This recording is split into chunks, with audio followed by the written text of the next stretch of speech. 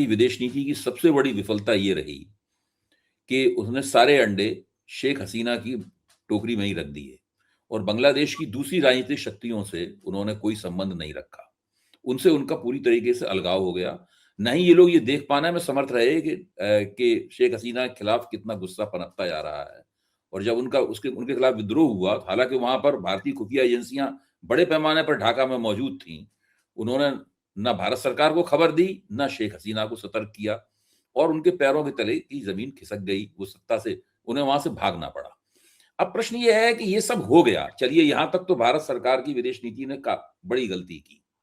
फिर इस गलती को सुधारने का भी इनके पास मौका आया। जब देखा गलती हो गई तो फिर उस गलती को सुधारना चाहिए था। जो नए मोहम्मद यूनिस जो सलाहकार बन के आए, सरकार के संचालक बने हुए हैं, और भी दूसरी शक्तियां सक्रिय हुई।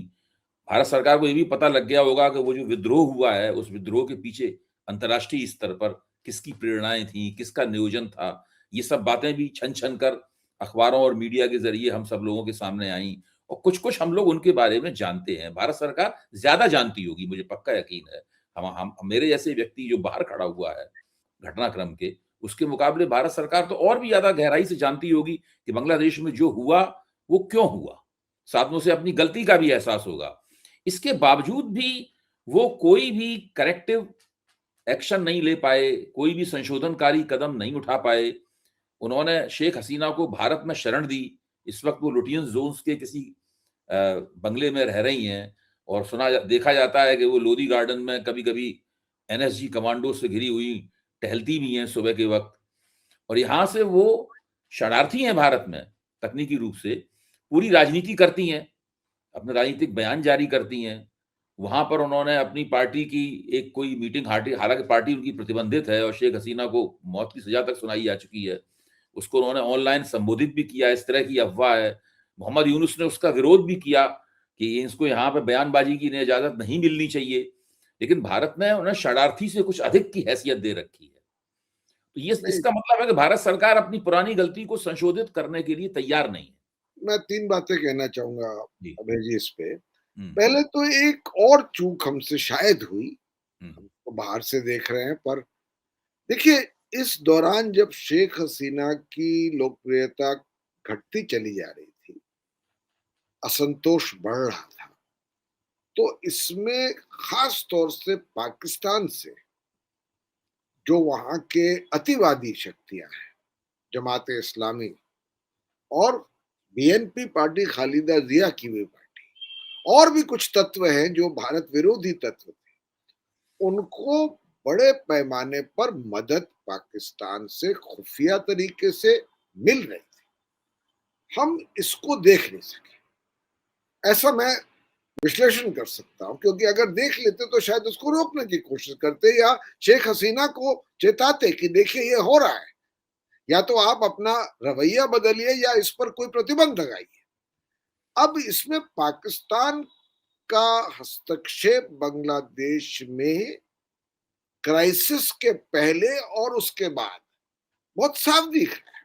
आखिरकार आप देखें, मोहम्मद इशकदार वहां पहुंचे, विदेश मंत्री है, उप प्रधानमंत्री है।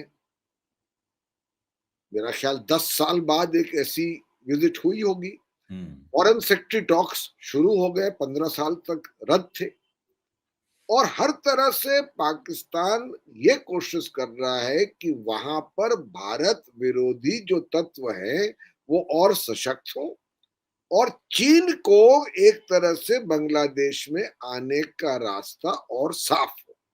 तो इस पर भी हमें नजर रखनी चाहिए। अब जहां तक संशोधन का बात का सवाल है, देखिए कभी कभी जब गलती हो जाए तो एक चाणक्य की नीति ये है, साम दाम दंड भेद तो हम जानते हैं, पर उसका पांचवा भी एक उपाय था। उसका नाम था आसना, यानी जो नरसिम्हा राव ने परफेक्ट की थी, कुछ न करने की नीति, कुछ देर देखने। एक तो शायद हमने पाकिस्तान का जो हस्तक्षेप था बड़े साफ तौर पर दिख रहा था, उसको हमने शायद पूरी तरह से पहचाना नहीं। अगर पहचाना तो उसके खिलाफ कोई काउंटर एक्शन नहीं लिया। शेख हसीना को उसके बारे में पूरी तरह से अवगत करके उसको रोकने का प्रयास नहीं हुआ। और अब ये हालत है कि पाकिस्तान खुले तौर पर बांग्लादेश के करीब आ चुका है।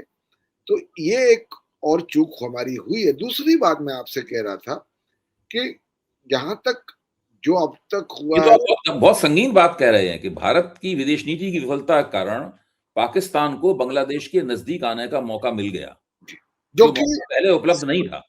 जो आप जानते ही हैं कि बांग्लादेश का जन्म कैसे जी, जी। और पाकिस्तान के विरोध में। हुँ, और पाकिस्तान अब तक कोशिशों के बावजूद भी बांग्लादेश में अपनी पैठ नहीं बना पा रहा। जी। पर उसने शेख हसीना के ये जो आखिरी 5-7 साल थे उसमें एक अवसर देखा। हुँ, उसने समझा कि उनके खिलाफ असंतोष बढ़ रहा है। उन्होंने देखा कि आर्थिक मंदी के कारण युवा पीढ़ी अस्थिर है और उसने उसका पूरा फायदा उठाया। और अब आप देखते हैं कि अब काफी साफ तौर पे दिखता है कि पाकिस्तान का हाथ बांग्लादेश में शेख हसीना के वहां से जाने के पहले और उसके बाद तो खुलेआम दिख रहा है। तो ये हमसे एक मैं समझता हूं या तो चूक हुई है जहां तक दिखता है। मैं ये नहीं कह सकता कि ये सच है। हो सकता है कुछ चीजें हम रोक भी ना पाते हो। जहां तक संशोधन की बात है, अब जी मैं मानता हूं कि चाणक्य नीति में साम दाम दंड भेद के तो उपाय हम सब जानते हैं। पर चाणक्य ने एक 5वें उपाय की भाई बात की थी, वो है आसना।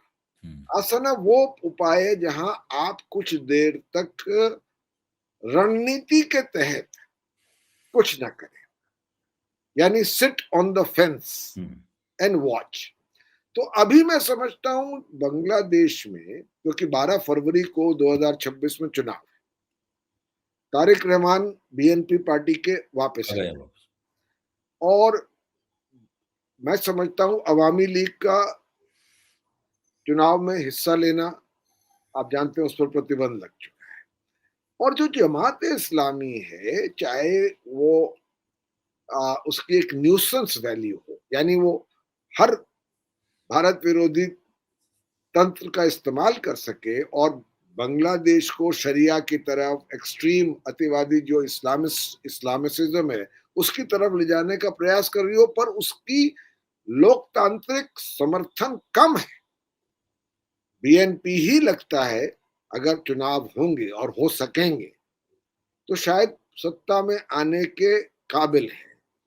तो अब थोड़ी देर स्थिति को देखने के बाद हमें कोशिश ये करनी चाहिए कि बीएनपी से हुँ, हम किसी तरह का रिश्ता बनाएं, क्योंकि आज भी बांग्लादेश में बहुत से ऐसे लोग हैं जो समझते हैं कि भारत के साथ अच्छे रिश्ता होना बांग्लादेश के ही हित में है। ठीक बात। तीसरी बात जो आपने कही शेख हसीना के बारे में, देखिए शेख हसीना को एक बार हम लोग ने शरण दे दी और वो हमारी अच्छी सहयोगी और समर्थक रही इतने सालों तक, तो हम उनको अबेंडन नहीं कर सकते।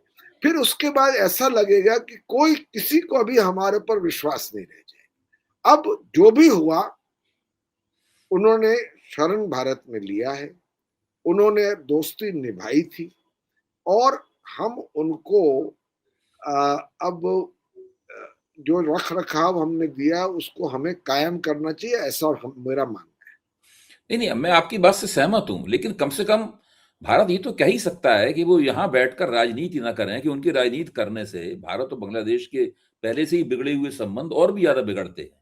वरना क्या होगा, अगर वो राजनीति यहाँ से बैठ के करेंगी और उन्हें करने की इजाज़त दी जाएगी, फिर तो वो भारत और बांग्लादेश के संबंधों के बीच में अटक जाएँगी ना फिर। हाँ, मैं इससे इससे सहमत हूँ जी, जी, जी। कि हमें बांग्लादेश की जो उभरती हुई ताकतें हैं और खास तौर से तारिक रहमान के वापस आने के बाद बीएनपी की जो मौजूदा हालत है, हुँ, हमें उन्हें डायरेक्टली या बैक चैनल्स के द्वारा हुँ, आश्वस्त करना चाहिए कि यहाँ से बैठ के शेख हसीना हमारे शय पर हुँ, बांग्लादेश की अंदरूनी राजनीति में कोई दखल नहीं देंगी।